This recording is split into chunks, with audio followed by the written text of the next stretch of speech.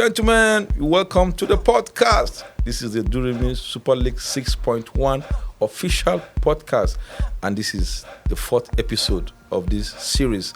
Alan, you're welcome to the podcast. My pleasure. I have Alan here. He is the winner. His team, Alan Foxes, are the winners of the very first edition of the Durumi Super League 6.1 pre-season tournament. That was the first time it was ever held. And Alan, how do you feel about being the champions of the very first edition of the pre-season tournament of 6.1? Awesome feeling.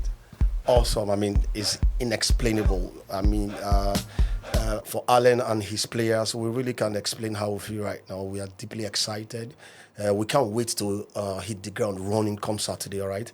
And this is a good one for us because we feel it's a very good way to begin 6.1. So we are ready for whatever is out there. You think the invention of the preseason tournament is a good thing? Awesome thing, I would say. You know, I was talking to some persons on Saturday, and I was saying, you know, whoever invented the preseason tournament is a genius, and he needs to be celebrated. And that happens to be yourself, you know, Fapas. And it's really awesome because it's giving all the team managers, the team owners, ample opportunity to, you know, get or put their houses in order. And that's something that has not happened before, right? So now you now know the parents. All right, you now know how to marshal your team. You know where you're strong. You know where you're weak, and all of that. And you have 7 days to correct all of those before the main event itself. So it's a wonderful innovation. And I think it should stay going forward. It has come to stay. You have never won the Super League before, and on Saturday you became the first champion of the preseason tournament. Yeah. How would you translate that into going to the Super League itself? Do you think it's something you could replicate? Yes, I remember the interview I had with you. You know, I think it was the first or second week of 5.2, and I remember the famous statement I made that it's only a stupid person who does the same thing the same way and expects a different result. I didn't end up winning that tournament, and it's not been funny at all. So we've gone back to the drawing board, trying to get it right, all right? And so what you saw, or what the people saw, what Durumi saw on Saturday is what is a tip of the iceberg. Let me say it that way. It's something we have prepared to do. It's something we are ready for. So we only showed a bit of what we are planning on doing in 6.1. So I'm telling everybody out there, all the team owners, all the teams, to get ready for Alan Foxes, because this time we are not playing. Your team seems to be the readiest team, if I must use that word. Yeah. You guys, as usual, Alan Fox's teams, this is how they play. Okay. Mobile with the ball, little boys running up and down, creating havoc or wrecking havoc, so to say. Saturday, we didn't see anything different from what your philosophy about football is all about. The difference was just that this one yielded to something right. Everybody was surprised you didn't pick Henshaw. First, you had the opportunity of picking Henshaw. You let him go, and you picked Willie. You think Willie is a better replacement for Henshaw? I wouldn't say he's a better replacement. Henshaw is somebody I love so much. Henshaw is my boy. You know, I've played with him, I think, more times than any other person. Maybe only Bassi can match that, record. He's an awesome player. Willie is another wonderful player, you know. So I just think that whether Willie or Henshaw will do what you want them to do for you.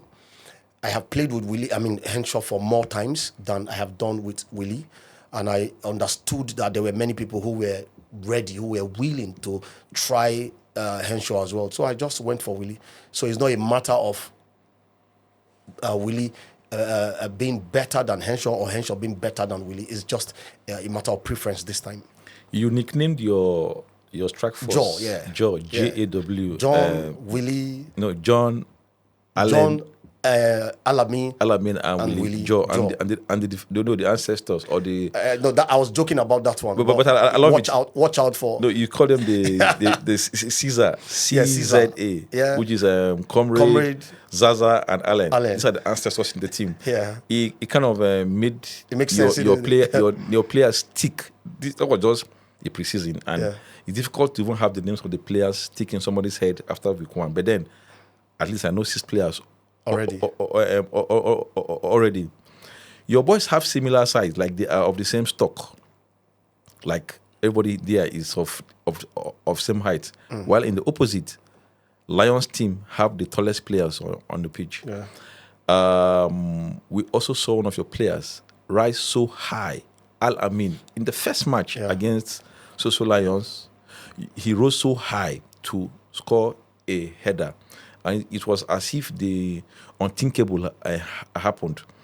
On paper, I was scared of Lions team compared to yours. But the match ended 1-0, right? Yeah. You defeated them 1-0. Yeah. Are you not scared of Social Lions in Super League 6.1? You know, there's something that is based on the quality. Yes, there is something that is, setting about the Durumi Super League. We have never had a time when, you say this team is favorite to win. Every time we make our selections, the teams are fairly balanced. And that's exactly what has happened with 6.1, talking about what we did last Saturday, picking up players. Soso Lions has a wonderful team, like you have just reckoned. They are the tallest. They have the tallest players. You have people like Mike. You have Lion himself. You have Aliyu, the defender, and you have Dogo. They are the tallest. Ordinarily, they will kill anybody, right? But you have just mentioned it now that Al-Amin, who is just my height or maybe a little less, rose somehow and scored. If he scored with his legs, would have said, okay, it was beautiful play. But he rose in the midst of these giants, to score. What that shows you is that, if you have that advantage of height, right, and you don't utilize it well, then you will not blame anybody, okay? But that does not mean that I am not afraid. Not really afraid now. It doesn't mean I don't recognize Lion and his team. A beautiful team. Another team that I am looking forward to receiving, challenges from will be Goshen White Tigers. Now, who do they have? Now they are the defending champions. Goshen White Tigers has Namaye, a serial goal scorer, the highest goal scorer of, all time, as far as Durumi Super League is concerned. They have Namaye. They have Walid, who is who can be a brilliant player if you want him to be. Yes. Giving all what's it called now? If you bearing all circumstances. Yes, all circumstances, he will give you the very best. All right. They have Goshen himself, Toby. They have Ovege. They have they've got beautiful players. And the fact that they are defending champions. They also have Habib, the famous Habib. Oh yeah, Habib. The circumstances that led to a 2-time winner. Yes. So they have got serial winners in their team. And the fact that they are defending champions, they are motivated. They are in high spirit as we speak. So they think they can replicate what they did in 5.2. So, these are teams that you need to look out for. Not overlooking Edu Wolves as well. Wonderful team with a wonderful captain in the person of our black child, right? Who has won this tournament, over and again, right? And then Edu himself is a 2-time champion. So you cannot write off teams like Edu Wolves and all of that. Bassi Sparrows is another team to look out for. Even though personally, I do not think that they have done the best deals in the market this time, if you know what I mean. I don't think his selection was perfect for him this time. I want to believe that most of his players, his regular players, were picked by other teams. But he has Gnabry in the middle. Gnabry is an awesome player. Also has Joe, the black Joe, a defensive midfielder. Now, let me tell you something. Bassi has never played with Joe before. So why did Bassi has never played with Gnabry before? So why did he The go for reason is obvious. Just to spite the Lion was the first person to pick. He picked his favorite player, Ifeanyi. No problem. That's Lion's favorite player. Nobody was going to take Ifeanyi from Lion. I was the second to pick. Bassi, whether he likes it or not, has got 2 favorite players, Henshaw and Willie. Yeah. I took one of them, Willie, right? Edu was the next person to pick. Ordinarily, Edu, we know Edu with Habib as his first option. Edu went for Bassi's second favorite, which is Henshaw. And Bassi was left to do other choice, but to pick somebody who he felt was going to do what these favorites would do. But looking at the players left that day, Gnabry was just the best choice. I'm not saying Gnabry is not an awesome player. I mean, personally, I love Gnabry, right? But I'm only saying that Gnabry is not Bassi's kind of player. So neither is Joe. I have played with Joe for 3 times now. Bassi hasn't played with him. So I'm thinking that Bassi's selection was based on what was available. But everybody picked a striker at some point. Yes. Bassi didn't pick a striker at all. Yes. No and I'm trying to remember who is going to be striking for him. Only Yaro is up front. Gnabry could be up front. Yes. But and Gnabry scored a goal anyway. Yaro is not your out-and-out goal scorer. He's not a tournament goal scorer. Gnabry will score more goals than Yaro. But Gnabry will not get the opportunity to. I can tell you that Bassi didn't get what he wanted. He got what was available. But this is the second time. I stand to be corrected. Yes, but this is what I feel. And at the defense now, he has himself. Yeah. There is Ekong. Yes. And there is Hamza. Hamza. Yeah. There's also one person at the back. There are 4. I can't remember now, but I know of these 3. At the back. Yeah. And the middle, or maybe attack, there is Unity. Unity, yeah. Which we think is a spent force. Truth be told. In his elements, he will do crazy things. But right now, I haven't seen him train for a long time, so I'm really not scared of Unity. It's been long we saw him in any element in this life. But we wish him the best of luck. Like you said, the tournament is not about who has the best. Yes. Uncertainties. Yes. This tournament is characterized by uncertainties.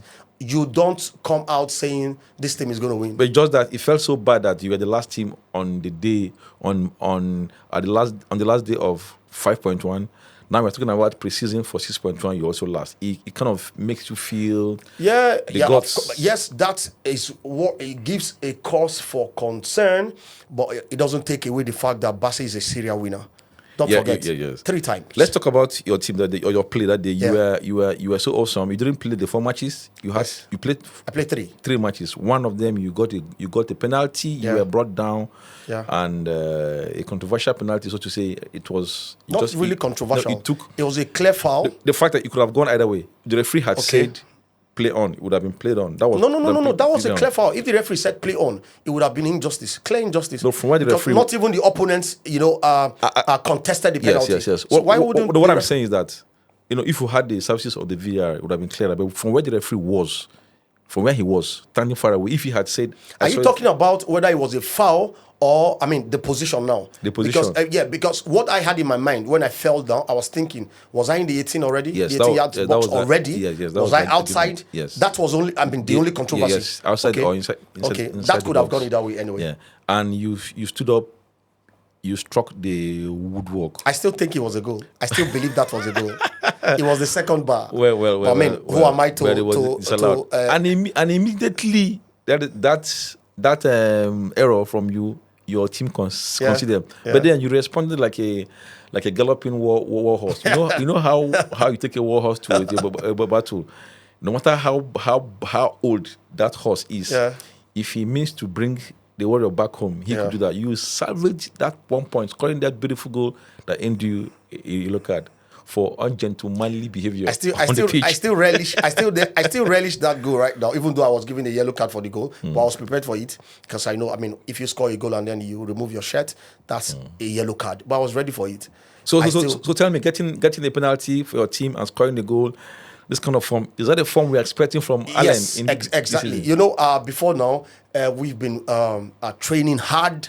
Hold on. And you said you enjoyed the services from Willie, from John and from Willie. They are giving you balls from 2 sides. It's like you never been in this flow before. The last time I was close to this, it was when Willie was on the right side and Henshaw was on the other side. I'm not sure they served you like this. That's the last time it was close, right? Mm-hmm. But what I saw on Saturday is such that it's very encouraging.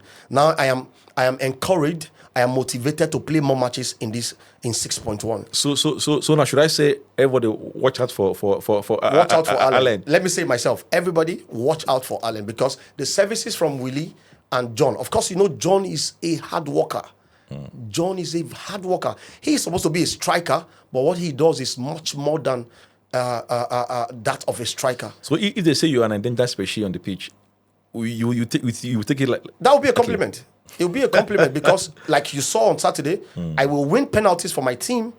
I will, connect the dots up front and will score many goals. So having watched your team on Saturday, even though you guys won the preseason, what department do you think you the midfield. The midfield. Now, something happened on Saturday that I didn't really. Okay, yeah, authorities was united.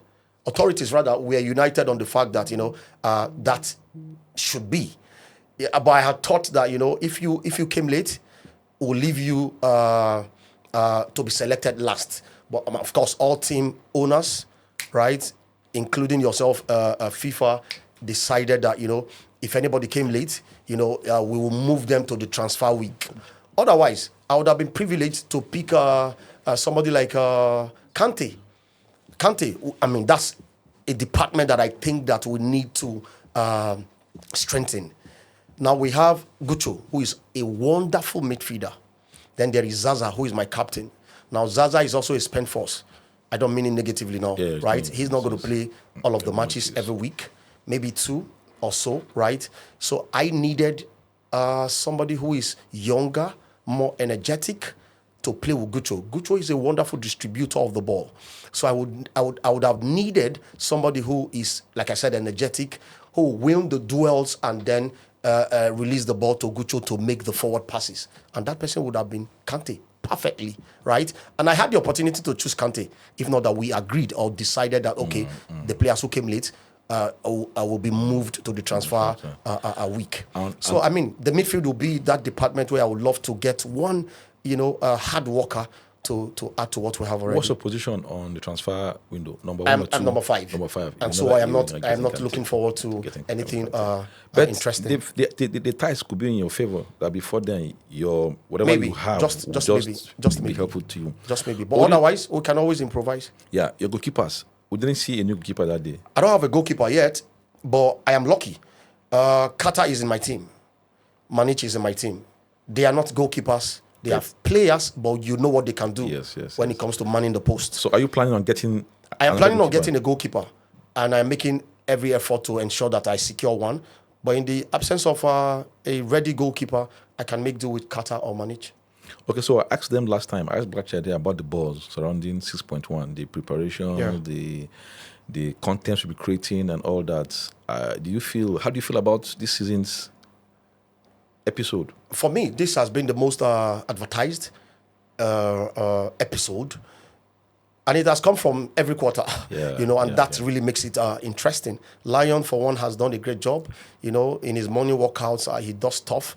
I've been privileged to join him a few times. Habib has done the same thing. You have done the wonderful job of harmonizing all of the videos, all of the interviews, and all of that. And then we have seen the Durumi Super League, go further than we would expect. Newspapers are coming. Somebody said jokingly that, man, we are expecting DSTV to come partner, and that is not a tall order. It's something that in due course we won't be surprised if we see it happening. So we are really excited. Trumpet newspaper is on board already, and other outlets, other firms are they are showing interest. And so I would say that this is the most advertised. This is the most expected. The expectation is just up there. Even those who have not heard of Durumi Super League before are calling in to ask what the nature of the tournament is. So we are excited. So I want to put you on the spot like I do to every guest I have here. Yeah. Looking at every team before match day 1, this is the very first time we'll be having the opportunity to have these teams assembled before and kick off. What are the chances of Allen Foxes? Chances? Do you think Allen Foxes, this is the time when they will become the champions of the I would say an emphatic yes to that. Now, you remember, I'll take you back a bit. When I was asked, what I would do differently, right, in one of the interviews, I told them this time, I don't want to go for professionals. You know what I mean? Professional footballers, no. I just want people who love football, people who have basic understanding of the game. Assemble them, motivate them, and then go out to win. I'm excited to announce to you that I think I have secured that team right now. And, the sky is only our starting point. We are all out to win the tournament this time. I don't care about anything any other team is doing. I don't care about any other, preparations from other teams. Allen Foxes, go all out there, win 6.1, and then put yourselves in history. All right, so finally, I want you to rank these teams based on what you saw that day. 1, 2, 3, 4, 5. How do you want to read it? Don't if you like, you could use the results of the preseason. But if you think it's deeper than that, go ahead. Allen Foxes number 1 to finish tall. Okay. Goshen White Tigers, second. Soso Lions, third. Edu Wolves, fourth. Bassi Sparrows, fifth. So Bassi Sparrows are there again. And for the very first time, Goshen White Tigers left that dreaded bottom. I know this will not go down well with Bassi Sparrows and maybe Edu Wolves, but this is my opinion, of course. We don't care about how it goes down with people. It's just that you've made your predictions based on what you saw that day. And you're free to make your own point of view. Gentlemen, this is where the podcast comes to an end. Allen, thank you so much for gracing this day with us. My pleasure. And we must say congratulations for being the very first champion of the preseason tournament of Super League. And it happened on the 6.1. Well, we wish you the best of luck. On the 10th of May, the real war comes alive. Because you know what? The war is coming. And let me tell you guys, the war is here. Goodbye and God bless you. Cheers. Bye-bye. Cheers.